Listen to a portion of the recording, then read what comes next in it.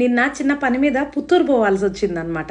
అక్కడికి పోతే ఇంతకుముందు పుత్తూరు పోయినప్పుడు అంతా అయితే అక్కడ ఎక్కడ చూసినా పుత్తూరు కట్టు కట్టబడును అని అక్కడక్కడ బోర్డులు కనిపించేవి, చాలా చోట్ల కనిపిస్తాయి.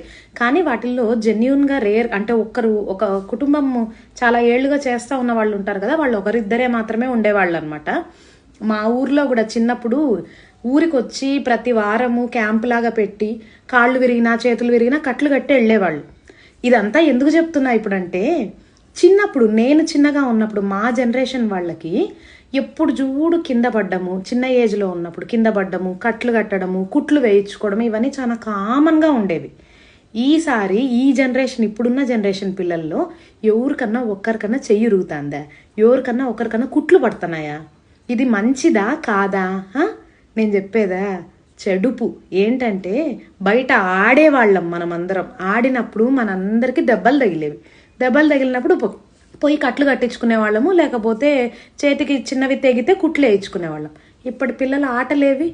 ఎప్పుడు చూడు ఫోన్ పట్టుకోవడం, గెలుక్కోవడం. ఏందో ఇట్లా అయిపోయింది.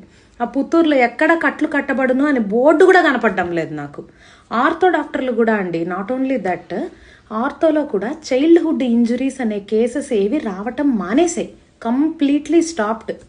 పిల్లల్ని బయటికి పంపించండి అమ్మా కొద్దిగా.